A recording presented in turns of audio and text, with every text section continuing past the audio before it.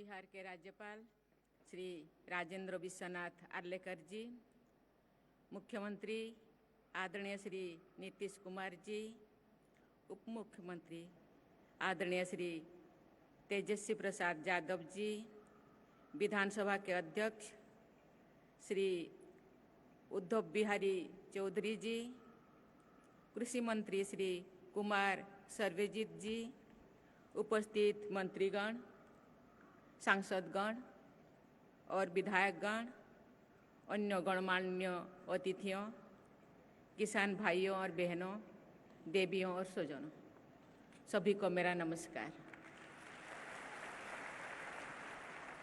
आज बिहार के चतुर्थ कृषि रोड मैप के शुभारंभ के अवसर पर आप सबके बीच उपस्थित होकर मुझे हार्दिक प्रसन्नता हो रही है। राष्ट्रपति के रूप में भले ही ये राज्य की मेरी पहली यात्रा है, मैं बिहार के लोगों और यहाँ की संस्कृति से भली भांति परिचित हूँ। पड़ोसी राज्य झारखंड के राज्यपाल पद के दायित्व का करीब 6 वर्षों तक निर्वहन करते हुए मैंने बिहार की संस्कृति और जीवन शैली को करीब से जाना और महसूस भी किया। मेरा गृह राज्य ओडिशा भी ऐतिहासिक रूप से बिहार से ही जुड़ा हुआ है, इसीलिए मुझे लगता है कि मैं भी अपने आप को बिहारी कह सकती हूँ।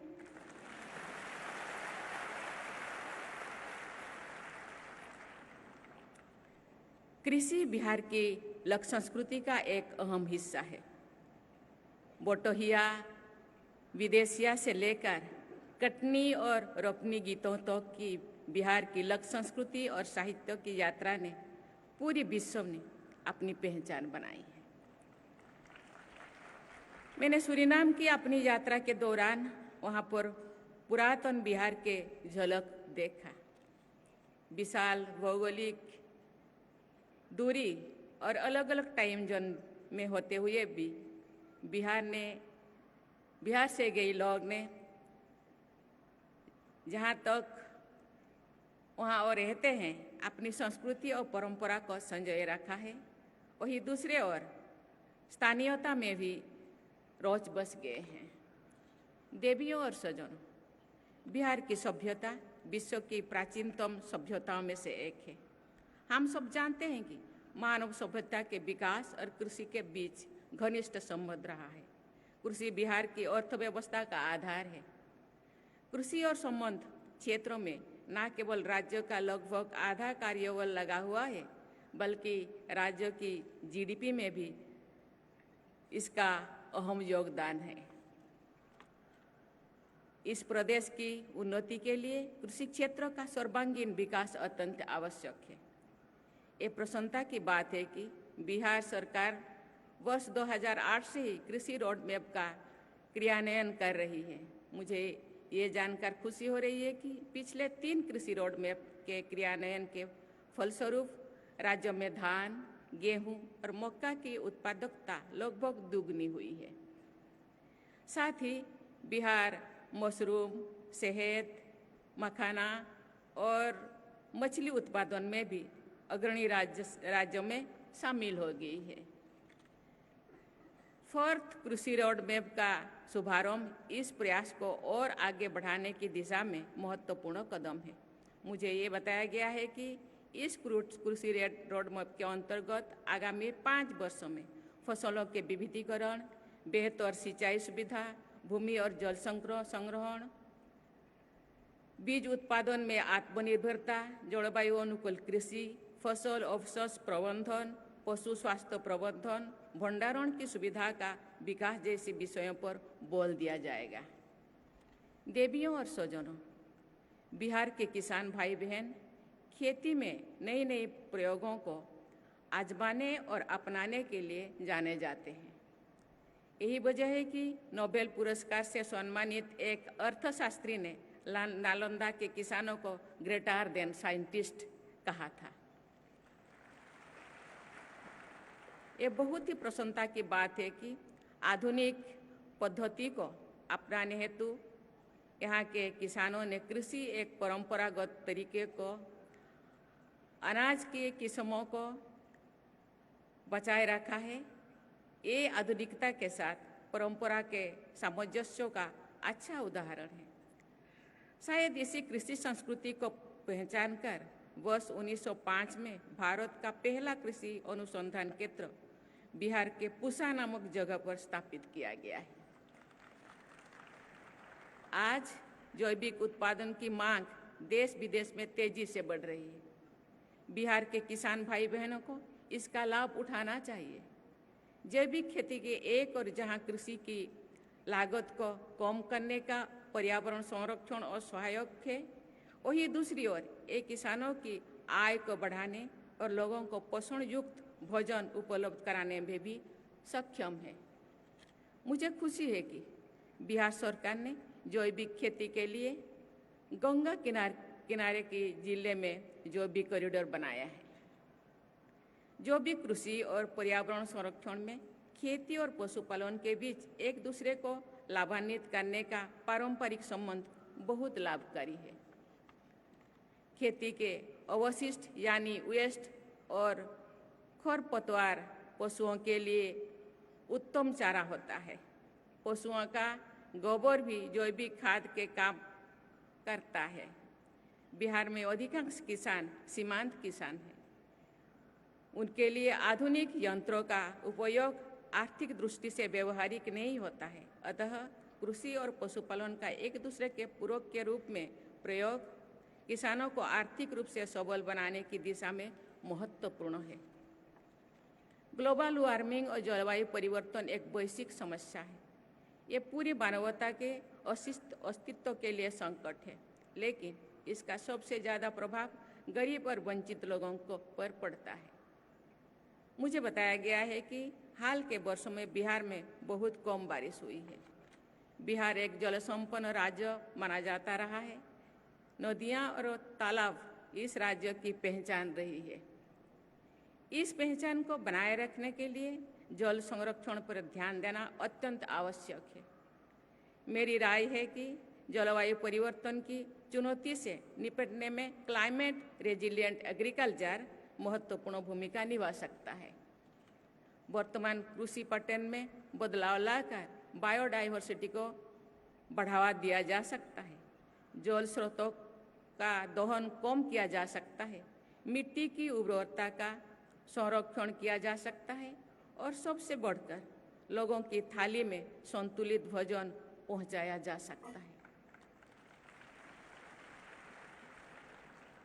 मुझे ये जानकर प्रसन्नता हो रही है कि बिहार की एक प्रमुख फसल मक्के से इथेनॉल का उत्पादन किया जा रहा है। फसिल फ्यूल पर निर्भरता को कम करने, पर्यावरण संरक्षण और देश की ऊर्जा सुरक्षा की दिशा में ये एक महत्वपूर्ण कदम है। सब्जियों और फलों का उत्पादन भी आर्थिक और पर्यावरण की दृष्टि से लाभदायक हो सकता है। बिहार अनानास, आम, केला, अमरूद और लीची का प्रमुख उत्पादन राज्य है। यहाँ पर गोभी, बैंगन, आलू, प्याज जैसी सब्जियां भी प्रचुर मात्रा में उगाई जाती है। बिहार के मखाना, कतरनी चावल, मोरचा धान, जर्दालू आम, सही लीची और मोगी पान को जीआई टैग मिला हुआ है। लेकिन सब्जियों और फलों के बड़े पैमाने पर उत्पादन में भंडारण, परिवहन और बाजार जैसी समस्याओं सामने आती है। उचित भंडारण, सस्ती और विश्वसनीय परिवहन व्यवस्था और व्यापक बाजार उपलब्ध कराकर फलों और सब्जियों के उत्पादन को प्रोत्साहित किया जा सकता है। मुझे खुशी है कि चतुर्थ कृषि रोड मैप के प्रोसेसिंग यूनिट्स बनाने, मेगा फूड पार्क स्थापित करने और एक्सपोर्ट इंफ्रास्ट्रक्चर विकसित करने जैसे प्रावधान है। देवी और स्वजनों, बिहार भगवान बुद्ध और अशोक की धरती है। उन्होंने संपूर्ण मानवता को शांति और सद्भाव का पाठ पढ़ाया है।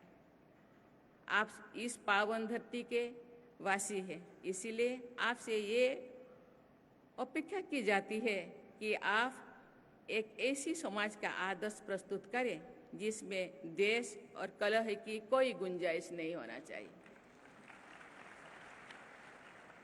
विकसित भारत के सपने को पूरा करने में इस प्रदेश का योगदान अत्यंत महत्वपूर्ण है, लेकिन इस सपने को सच्चाई से बदलने के लिए हमें मानव निर्मित संकीर्णताओं से बाहर निकालना होगा। बिहार को एक विकसित राज्य बनाने के लिए समेकित विकास के अलावा कोई विकल्प नहीं है। राज्य के नीति निर्माताओं और जनता को बिहार की प्रगति के लिए एक रोड मैप निर्धारित करना होगा और उस पर चलना होगा। ये बहुत ही प्रसन्नता की बात है कि कृषि रोड मैप का क्रियान्वयन किया जा रहा है।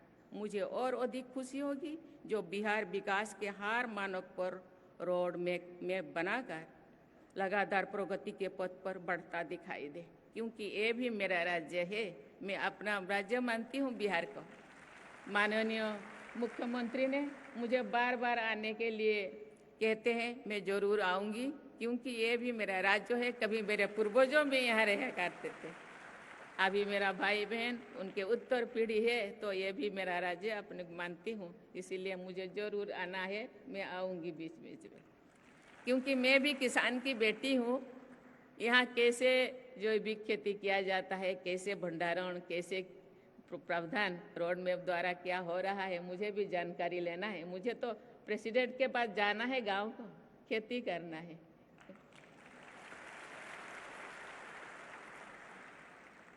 ये बहुत ही प्रसन्नता की बात है कि कृषि रोड मैप का क्रियान्वयन किया जा रहा है। मुझे और अधिक खुशी है कि जो बिहार विकास के हर मानक पर रोड मैप बनाकर लगातार प्रगति के पथ पर बढ़ता दिखाई दे, चाहे वो स्वास्थ्य हो, शिक्षा हो, प्रति व्यक्ति आय हो, या सबसे बढ़कर हैप्पीनेस इंडेक्स हो।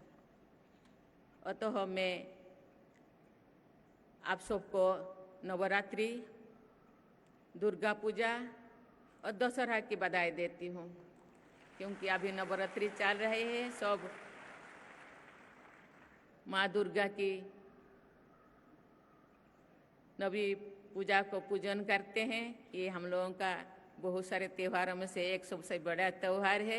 सबको बहुत बहुत बधाई। माँ दुर्गा की कृपा सदैव बिहार और बिहार वासियों पर बनी रहे। धन्यवाद। जय हिंद, जय भारत, जय बिहार।